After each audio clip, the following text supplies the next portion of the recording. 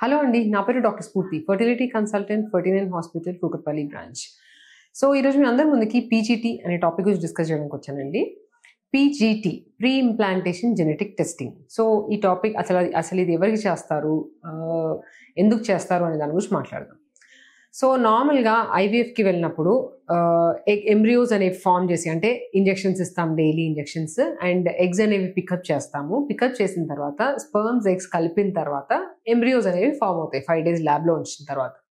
So, ఆ form అయిన ఆ బ్లాస్టోసిస్ట్ ఎంబ్రియోని నార్మల్‌గా అయితే ఇదర్ ఫ్రెష్ ట్రాన్స్ఫర్ చేయడమా, లేదంటే ఫ్రీజ్ చేసుకొని మళ్ళీ ఫ్రోజన్ ఎంబ్రియో ట్రాన్స్ఫర్ అనేది ప్లాన్ చేస్తాం. సో, కొన్ని కండిషన్స్‌లో కొంచెంమందికి ఆ ఫ్రీజింగ్ చేసే ముందే బేబీని, అంటే ఈ ప్రీ ఇంప్లాంటేషన్ జెనెటిక్ టెస్టింగ్ ఏంటంటే, ఇంప్లాంటేషన్ అవ్వకముందే దాన్ని టెస్ట్ చేసి ఆ ఎంబ్రియోని దాని తర్వాత ట్రాన్స్ఫర్ చేయడం అనేది. సో, ఇంప్లాంటేషన్ అంటే ఏం లేదండి, ఏదైతే ఎంబ్రియో ఫామ్ అవుతుందో అది వెళ్ళి గర్భసంచికి అతుక్కోవడం అనేదాన్ని ఇంప్లాంటేషన్ అంటారు. సో, నార్మల్‌గా కొన్ని కండిషన్స్‌లో, అంటే ఎస్పెషల్లీ ఎవరెవరు చేస్తారు అని చూసినట్టయితే, ఫస్ట్ ఏజ్ అండి. ఒకవేళ couple age, especially wife age చాలా ఎక్కువగా ఉంది, more than 37 years, more than 40 years age వాళ్ళు వచ్చారు, వాళ్ళ ఓన్ ఎగ్స్తోని వాళ్ళు ఐవీఎఫ్‌కి వెళ్ళారు అన్నప్పుడు, నార్మల్‌గా యూనివర్సల్‌గా తెలిసింది ఏంటంటే, ఏజ్ పెరుగుతున్నప్పుడు ఎగ్ రిజర్వ్ అనేది తగ్గడం కామన్, అండ్ ఆల్సో ఎగ్‌లో క్వాలిటీ ఇష్యూస్ అనేవి రావడం కామన్ అండి. సో, జెనెటిక్ అబ్నార్మాలిటీస్ అనేవి 35, 36 years తర్వాత పెరగడం అనేది చూస్తుంటాం. సో, ఒక ఎంబ్రియో అనేది ఫామ్ అయిన తర్వాత అది హెల్తీగా ఉందా లేదా అనేది మనం ట్రాన్స్ఫర్ చేసే ముందే ఈ పీజీటీ ద్వారా తెలుసుకొని హెల్తీగా ఉందన్న ఎంబ్రియోని మాత్రమే ట్రాన్స్ఫర్ చేయొచ్చు. సో, అది కాకుండా ఇంకొక కాజ్ ఏంటంటే రికరెంట్ ఇంప్లాంటేషన్ ఫెయిలియర్. సో, ఎవరికైతే యంగ్ ఏజ్‌లో కూడా మంచి మంచి ఎంబ్రియోస్ ట్రాన్స్ఫర్ చేస్తున్నాము, 2 ట్రాన్స్ఫర్స్ ఆర్ 3 ట్రాన్స్ఫర్స్ చేశారు, బట్ స్టిల్ నెగెటివ్ వచ్చింది అన్నప్పుడు మనం ఎంబ్రియోలో కాజ్ ఏమన్నా ఉందా తెలుసుకోవడానికి కూడా ఈ పీజీటీ టెస్ట్ అనేది అడ్వైస్ చేస్తాం.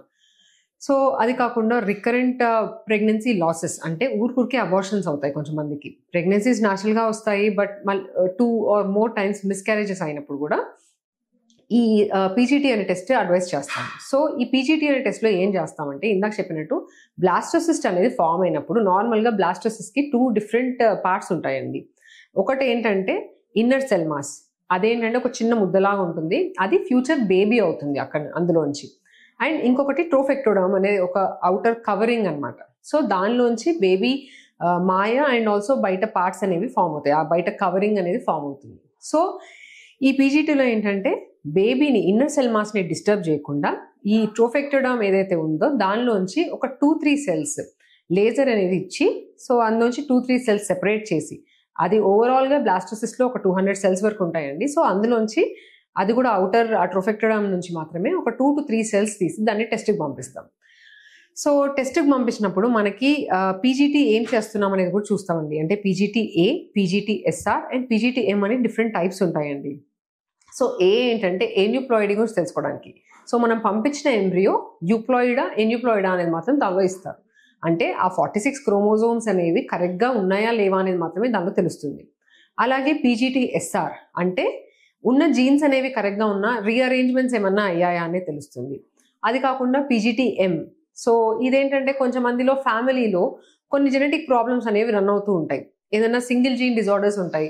సో, అలా జీన్స్ తెలిసిన ప్రాబ్లమ్స్ ఏమన్నా కపుల్‌కి ఉన్నాయి, వాళ్ళ ఫ్యామిలీలో 4 fathersలో ఆ ప్రాబ్లమ్ అనేది రన్ అవుతుంది అన్నప్పుడు, అదేమన్నా లైఫ్ థ్రెటనింగ్ ప్రాబ్లమ్ ఉన్నప్పుడు దాన్ని, ఆ పర్టిక్యులర్ జీన్‌ని మాత్రం మనం టెస్ట్ చేయొచ్చు. సో, ఇలా 3 different types of PGT techniques ఉంటాయి. అండ్ ఎవరికి మనం పేషెంట్‌కి పంపించినప్పుడు ఏ టెస్ట్ అనేది పంపిస్తున్నాం అనేది క్లియర్‌గా ఫిల్ చేసి రాస్తే, వాళ్ళు ఆ టెస్ట్ అనేది చేసి ఆ రిపోర్ట్ అనేది ఒక వితిన్ 30 daysలో రిపోర్ట్ వస్తుందండి మనకి. సో, ఆ రిపోర్ట్‌లో ఇప్పుడు పీజీటీ ఏ చేసినప్పుడు పీజీటీ అంటే యూప్లాయిడ్, ఎన్యూప్లాయిడ్ అని ఇస్తారు. సో, అలా ఇచ్చినప్పుడు యూప్లాయిడ్ అంటే it is a normal embryo, దాన్ని ట్రాన్స్ఫర్‌కి వెళ్ళొచ్చు. అండ్ ఒకవేళ ఎన్యూప్లాయిడ్ అంటే ఎక్కడ ఎన్యూప్లాయిడీ ఉంది, ఏ ప్రాబ్లమ్ ఉంది అనేది కూడా క్లియర్‌గా ఇస్తారు. సో, దాన్ని బట్టి పేషెంట్‌కి కౌన్సిల్ అనేది చేయడం మనకి ఈజీగా ఉంటుంది. అండ్ ఇప్పుడు దీనిలో ఒక డిసడ్వాంటేజ్ ఏంటంటే, ఇది అందరికీ చేయొచ్చా అంటే డెఫినెట్‌గా లేదండి. అందరికీ రొటీన్‌గా అడ్వైస్ చెయ్యం ఈ టెస్ట్ అనేది. బికాజ్ ఇది ఇన్వేసివ్ ప్రొసీజర్. అంటే మనం బేబీ ఔటర్ కవరింగ్ లోంచి సెల్స్ తీస్తున్నాం కాబట్టి అందరికీ బ్లాంకెట్ ట్రీట్మెంట్ లాగా ఇది చెయ్యము. ఎవరికైతే డెఫినెట్‌గా మనకి బెనిఫిట్స్ అనేవి ఎక్కువ ఉన్నాయి వెన్ కంపేర్ టు రిస్క్ అనేది చూసుకుంటే, అది ఎక్కువ ఉంది అనే వాళ్ళకి మాత్రమే ఈ టెస్ట్ అనేది చేస్తాం. సో, చాలా కామన్‌గా ఈ టెస్ట్ గురించి చెప్పగానే పేషెంట్స్ అడిగే క్వెషన్, అంటే పీజీటీ చేయగానే ఎంబ్రియో డెఫినెట్‌గా బావుంటది, అది మాత్రమే పెడతదన్నారు. ట్రాన్స్ఫర్ చేస్తామంటున్నారు కదా మేడం, సో 100% సక్సెస్ రేట్ ఉంటుందా అని అడుగుతారండి. సో 100% సక్సెస్ రేట్ అనేది మనం చెప్పడానికి ఉండదండి. ఈ పీజీటీ ద్వారా మాత్రం రెగ్యులర్ ప్రెగ్నెన్సీస్తో కంపేర్ చేస్తే మనకు పీజీటీ యూప్లాయిడ్ ఎంబ్రియో అనేది ట్రాన్స్ఫర్ చేస్తే సక్సెస్ రేట్స్ డెఫినెట్గా ఒక 10 to 15% ఎక్కువ ఉంటుంది. అండ్ ఆల్సో మిస్క్యారేజ్ రేట్ అనేది కంప్లీట్గా జీరో అవ్వదండి, బట్ మిస్క్యారేజ్ రేట్ అనేది చాలా వరకు తగ్గుతుంది.